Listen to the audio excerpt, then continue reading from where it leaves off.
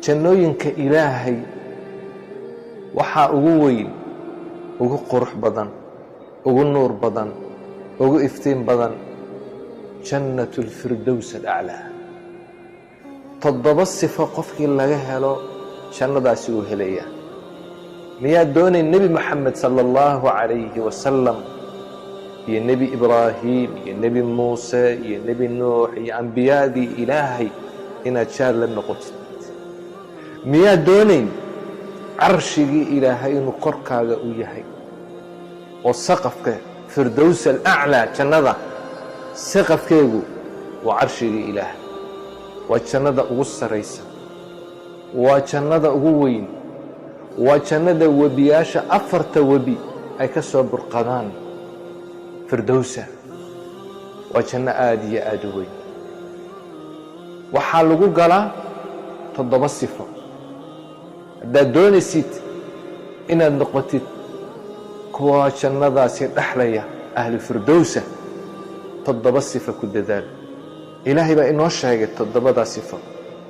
waa 7 sifo oo u baahan 7 astaamo, 7 calaamadood oo la rabo inaad gowska dambe aad ku qaliidsid.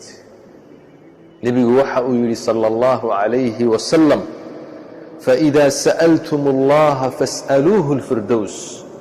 war ilaahay haddaad wax weydiisanaysaan wax weyn weydiista, jannatu alfirdowsa ilaahay weydiista. maxaa ka weyn firdowsa? jannada firdows la yidhaahdo maxaa ka weyn? nebigu waxa uu yidhi waa jannada ta bartankeyga ah, waa ta ugu saraysa, waa ta webiyaashu ay ka soo burqadaan. jannadaasi ilaahay weydiista buu yidhi nebigu calayhi salaatu wassalaam. maxaa lagu gelayaa? 7 sifo ayaa lagu gelayaa. sifada koobaad ilaahay baa ka warramaya. ilaahay waxa uu yidhi qad aflaxa almu'minuun. waxaa liibaanay, waxaa guulaystay, waxaa badbaaday oo aakhiro badbaaday oo meeshii ugu fiicnaa galay dadka mu'miniinta ah. waa kuwee rabbiya kuwaasi, kuwaa guulaystay, liibaanay. wa'ayo rabbiyow. ilaahay waxa uu leeyahay aladiina hum fii salaatihim khaashicuun. waa kuwa salaadooda ku khushuuca, khushuuc laga helo. khushuucdu waa maxay? qalbigu ka yimaadaa khushuucdu. caliy bni abi aalib radia allahu canhu waxa uu yidhi alkhushuucu khushuucu qalb. qalbiga ayaa khushuuca. aayaadkaa qur'aanku akhriyayo ayuu u firfirsanayaa. ilaahay uu hor taagan yahay ayuu weynidiisa iyo cadamadiisa ayuu sor keenayaa. kadibna salaadaasi uu dhandhaminayaa macaankeyga. imaamkii alxasan albasri waxa uu yidhi kaana khushuucuhum fii quluubihim.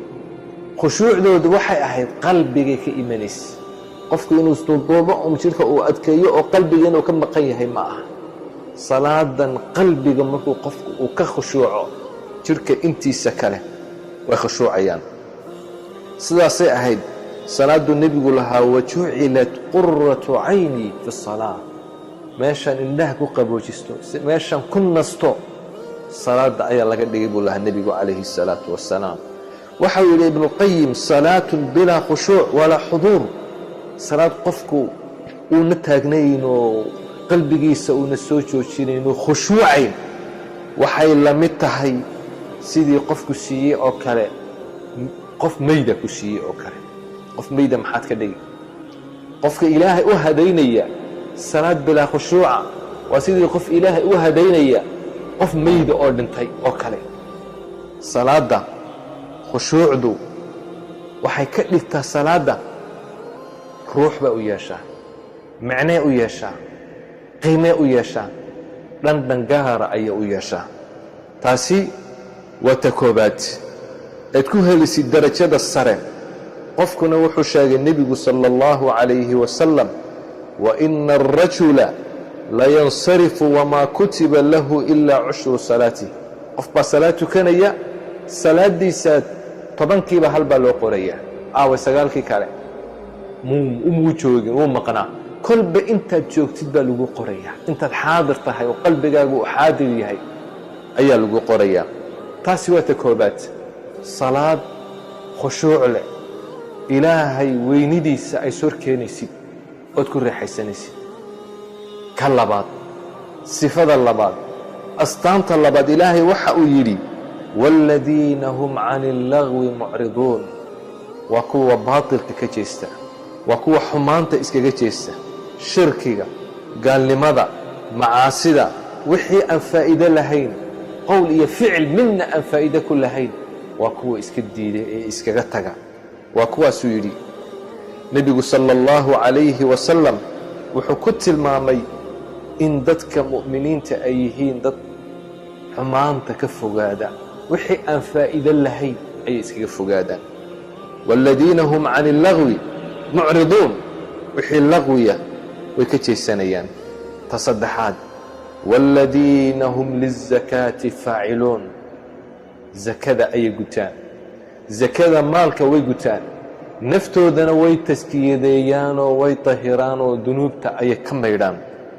idan axibatii fi اllaah, waa shardiga, waa sifada saddexaad.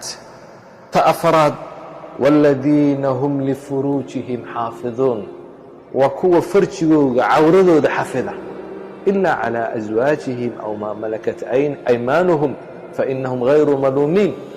haweenkiisa mooyaane waxaa kaloo ka ilaaliyaa, farjigiisa ayuu xafidaa, xaaraantu ka ilaaliyaa. kaasina wuxuu ku jiraa dadkaasi guulaysanaya. ta shanaad, ilaahay waxau ihi waaladiina hum liamaanaatihim, ammaanadooda iyo wa cahdihim iyo ballankooga raacuuna way ilaaliyaan. ammaanadii loo dhiibtay way gutaan, sideeday u gutaan, ma khaayinaan. hadal haddaad ku aamintid, sir haddaad ku aamintid, xoolo haddaad ku aamintid, waaddu lamaanaati ilaa ahliha, dadkii lahaa ammaanadeeda way u xafidaan, way u ilaaliyaan, kama dayacaan. iyo cahdigooga, ballankooga. waa tii lixaad, ballantuna qofka muslimka u ballantiisa wuu ilaaliyaa.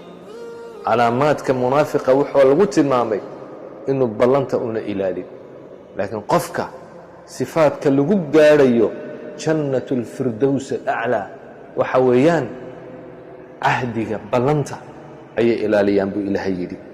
cahdiga waa culus yahay.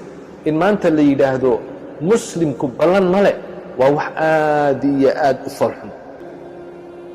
ta toddobaad ee ugu dambaysa, ilaahay mar kale ayuu ku soo celinayaa waaladiina hum calىa salaatihim yuxaafiduun, salaadooda ilaaliyaan. waxaa lagu bilaabay salaadda way ku khushuucaan, waxaa lagu dembaysiiyey salaadooda way ilaaliyaan, wakhtigeeday ilaaliyaan, khushuucdeeday ilaaliyaan, arkaanteeda iyo shuruuddeeda iyo wax alla wixii laga rabo oo dhan ayay ilaaliyaan. salaaddu ahmiyaddaas ayay leedahay. abaalgud maxay leeyihiin dadka toddobadaa sifo laga helay? ilaahay wuxuu ulaa'ika hum alwaarihuun, kuwaas u weeyaan ku dhexlaya. xaggay dhexlayaan? aladiina yarihuuna alfirdowsa alaclaa, firdowsa, jannadaa firdowsa kuwa dhexlaya buu ilaahay leeyahay. waa kuwaasi bas, kuwaasaa ku guulaystay. kuwaas meesha waa la ordaya. aladiina yarihuuna alfirdowsa hum fiiha khaaliduun, kuwaasaa firdowsa ku waaraya buu ilaahay yidhi. kuwaasaa helay. waasaabiquuna asaabiquun ulaa'ika almuqarabuun, kuwaa weeyaan kuwii la soo dhoweeyey, kuwii gaarka ahaa waa kuwa, kuwii guusha ku guulaystay. adduunkan waa la tartamayaa, janna loo tartamayaa, aakhiro janna loo tartamayaa. kuwa guulaystay ee kuubka qaaday, koobka qaaday, darajada sare gaadhay waa ambiyaadii iyo shuhadaadii iyo saalixiintii iyo dad badan oo ilaahay u raaciyey. kuwan toddobada sifo laga helay ayaa ka mid a. ulaa'ika hum alwaarihuun aladiina yarihuuna alfirdowsa hum fiiha khaaliduun, jannadaasi ayay ku waarayaan.